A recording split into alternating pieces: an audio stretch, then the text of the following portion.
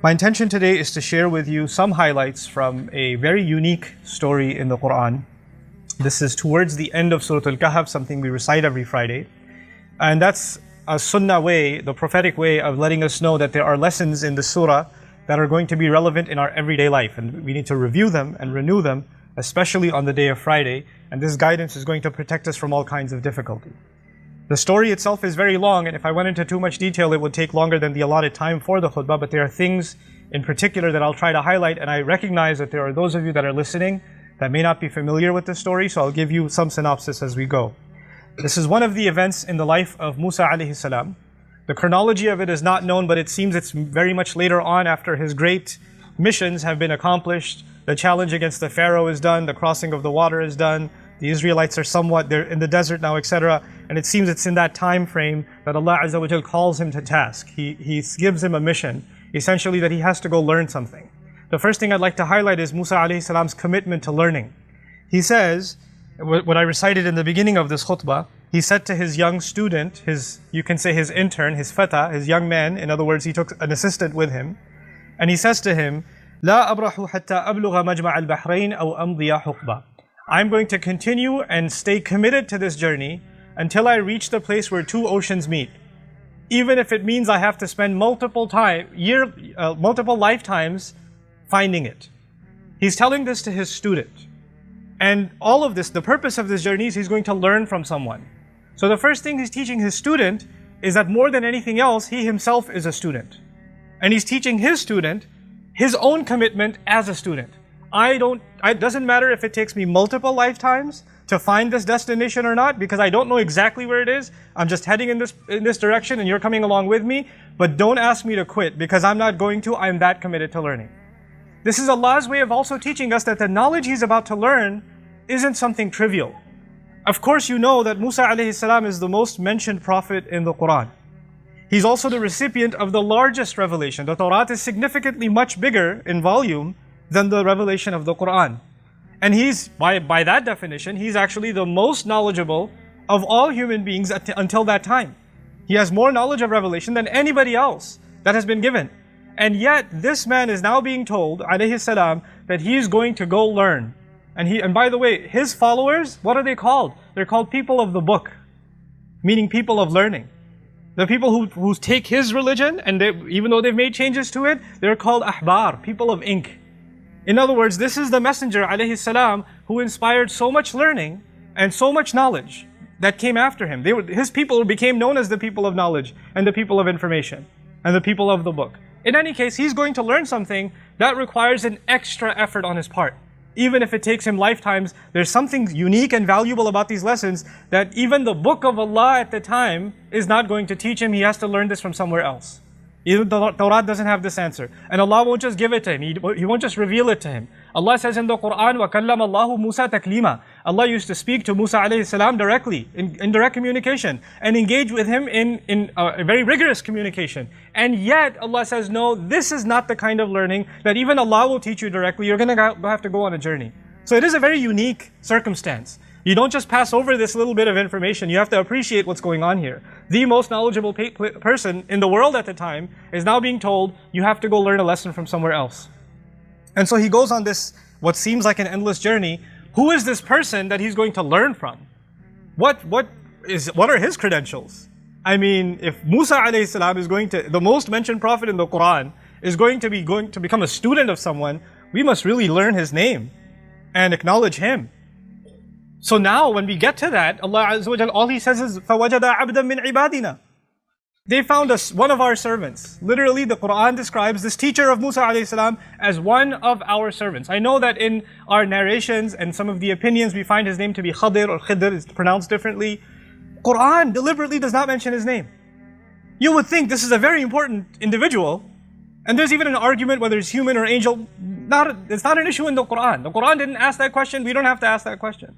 The Quran gave us one bit of information about him. He was one of our slaves.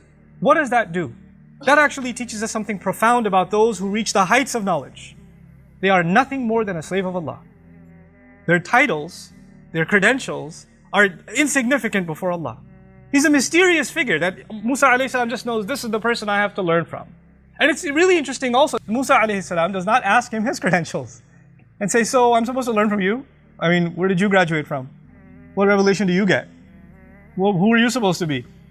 Like, you know, when you're learning from someone, you want to kind of size them up. There's nothing like it. Musa alayhi salam straight up goes to him and says, هَلْ أَتَّبِعُكَ عَلَىٰ أَن تُعَلِّمَنِي مِمَّا عُلِّمْتَ رُشْدًا. May I follow you? And he didn't say, هَلْ تُعَلِّمُنِي? Could you just teach me? I came all this way because apparently you know some things I don't know. So why don't you just tell me? I'm already tired. لَقَدْ لَقِينَا مِن سَفَرِنَا هَذَا نَصَبًا. Quran also describes Musa alayhi salam on this journey. We've been pretty exhausted. Mind you, this is the same Musa alayhi salam who's crossed the water, who's been in the desert, who's done quite a few pretty exhaustive things, who's been in Madi and almost dying of dehydration to find water. This is the same Musa that went on this journey and says, I'm pretty exhausted by now.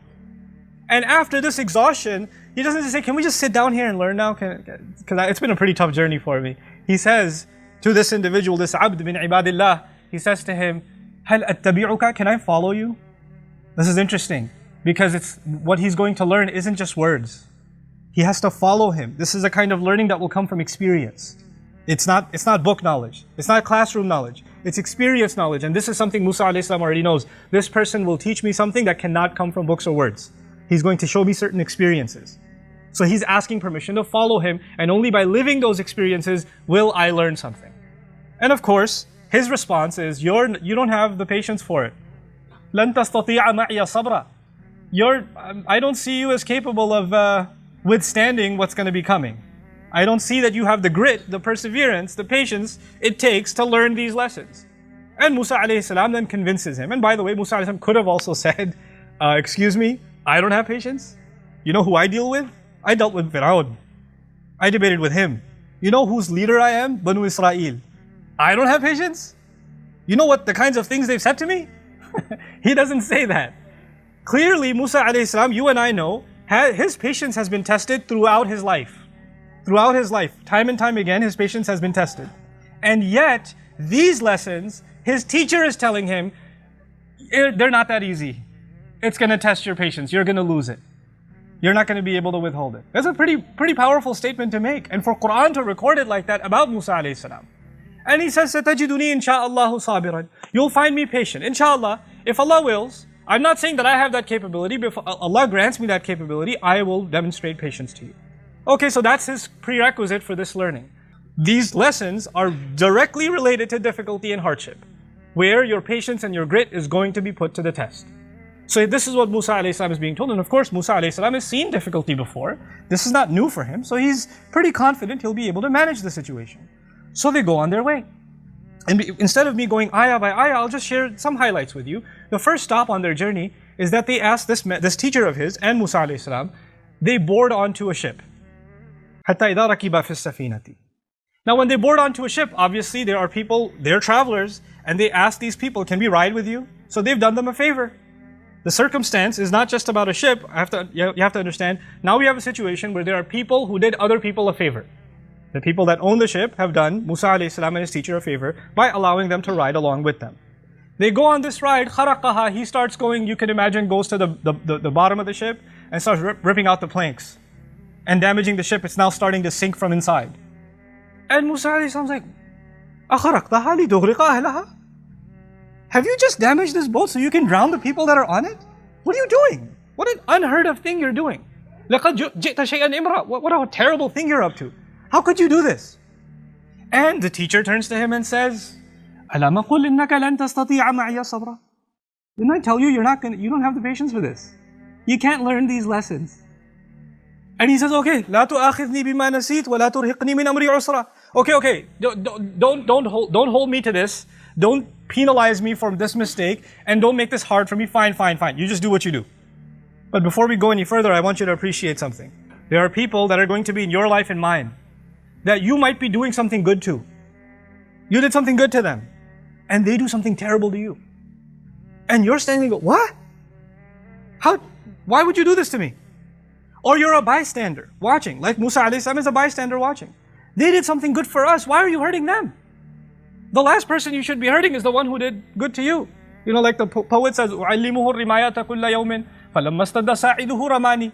I taught him how to do archery every day, and when his shot got really good, he shot me.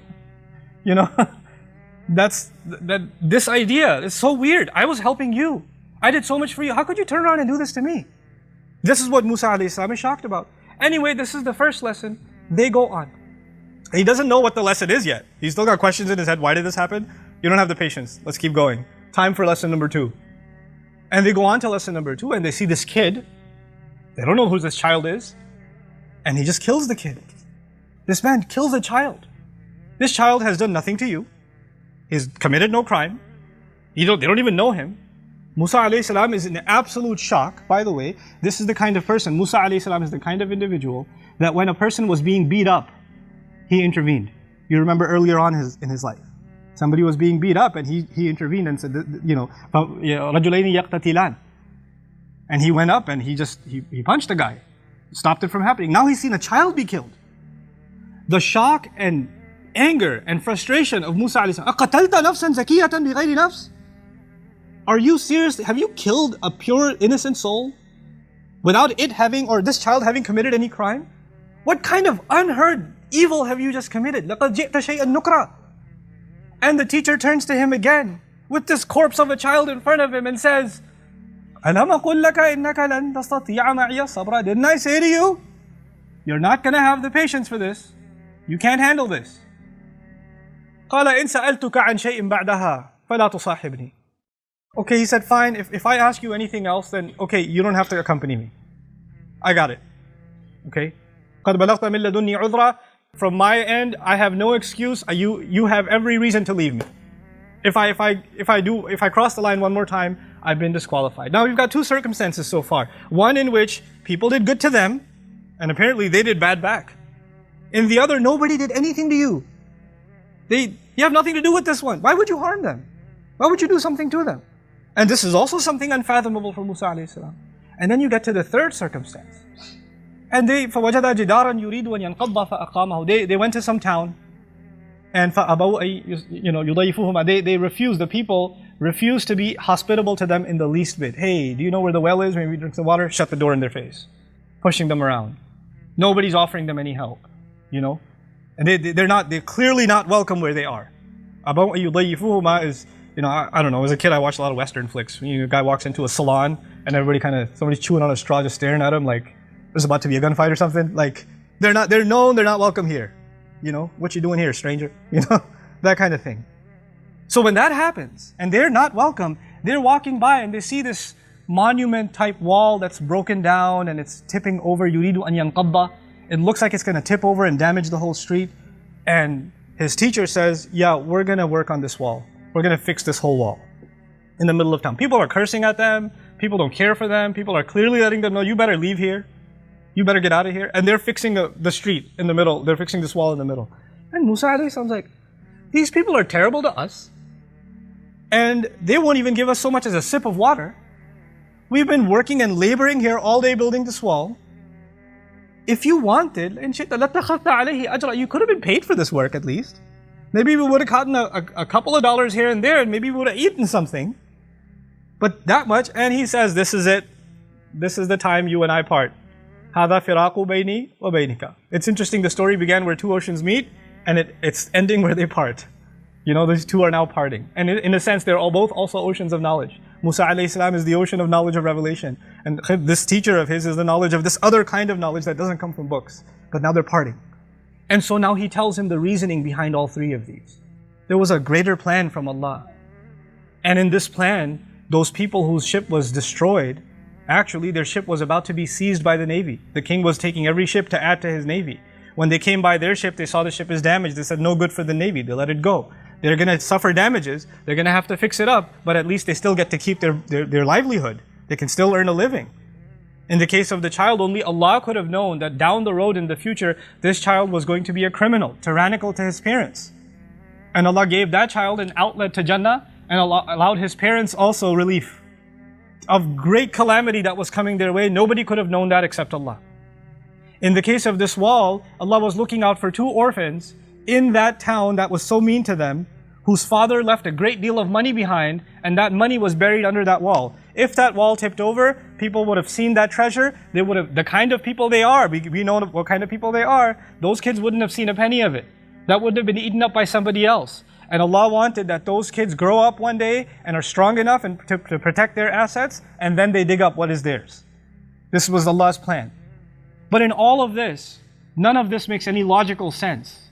I mean, unless you know Allah's plan, you're not going to know the logic behind something terrible that happens. What I'm getting at is sometimes you're going to do good for people and you're not going to get compensated like that wall. Sometimes people are going to do terrible things to you. You haven't done anything to them. Sometimes you've done good for them and they only do horrible things to you or somebody else. You see these things around you. And when this happens, your patience is going to be tested. How can they get away with this? How can they do this to me? Why would they do this? I want to give you one more place in the Quran, which is also in a sense related to the people of Musa alayhi salam in Surah Al-Isra. Very interesting language. You know, the Israelites, when they were established and when they finally became an independent nation, eventually Allah Azza wa Jal actually in the history of the Jews, in the history of the Israelites, they were ransacked and invaded by foreign nations multiple times. And Allah mentions two major invasions in Surah Al-Isra. But the way He mentions it, understand that the Israelites, the Jewish community of the time, we consider them the Muslims of that time. You have to understand what that means. They were the Muslims of that time. That was the Ummah. And they lived in a town, and then non-Muslims came, non-believers came and invaded them. فَجَاسُوا خِلَالَ الدِّيَارِ. They broke into every home. You don't have to go further when you describe soldiers breaking inside homes. Then you know what happens next. That doesn't have to be spelled out. Everybody can know. Anybody who understands war knows. When militaries go into civilian towns, all unnamed kinds of atrocities take place. But that army that came in, you know what Allah called them? He says, بَعَثْنَا عَلَيْكُمْ عِبَادًا لَنَا أُولِي بَأْسٍ شَدِيدٍ. We appointed over you, meaning we sent to invade over you, servants of ours. The strangest phrase. Those people were disbelievers, enemies of Allah, pagans, attacking Muslims, and what did Allah call them? His servants. Sometimes people that do terrible, terrible things, they don't even know that they're serving a larger plan from Allah. They don't even know it. They don't even know that even in their rebellion against Allah, they are actually at Allah's service. They don't even know. The believers might not understand why this is happening to them. They don't see the future script. They don't have that curtain lifted from Allah, like in the case of the teacher of Musa, who said, look, this is going to test your patience because you don't know what's behind the scenes. All you see is what's happening in front of you. You don't know what's going on, in the background. This is alimul ghaybi wa shahada. Allah knows the unseen and the seen. We only get to see what's in front. And when we see what's in front, we go crazy. We lose patience. We say, how can they do this? How did Allah let this happen? You know that those parents who lost their child are not going to say, oh yeah, I guess he was going to get older and be a big pain. They're not going to say that. They're going to say, how did Allah let this happen? Why did my child have to die? And those same parents, if that child lived 20 years later, I wish you died when you were young. The kind of pain you've caused us. Those same parents will say those words. But Allah knew. They don't know. Wallahu ya'lamu wa antum la ta'lamun. Allah knows and you don't know. Allah has knowledge and you don't have knowledge. This is the kind of lesson that Musa alayhi salam could not just have been told. He had to experience it. Why? Because you can read about patience. You can learn about it. You can listen to a khutbah about it. But if you're experiencing something, you're experiencing a kind of situation where you cannot understand why this is happening to you. Why is this happening to me? And then still know, لا تحسبوه شرا لكم بل هو خير لكم. Don't think this is a bad thing for you. There's good in this for you. There's good in it for you. If you can internalize that, then you've learned one of the most important lessons in the Quran. One of those lessons that could not have been learned easily even by the likes of Musa alayhi salam. And if it's not easy for you and me to internalize that lesson right away, that's okay. It wasn't even easy for Musa alayhi salam.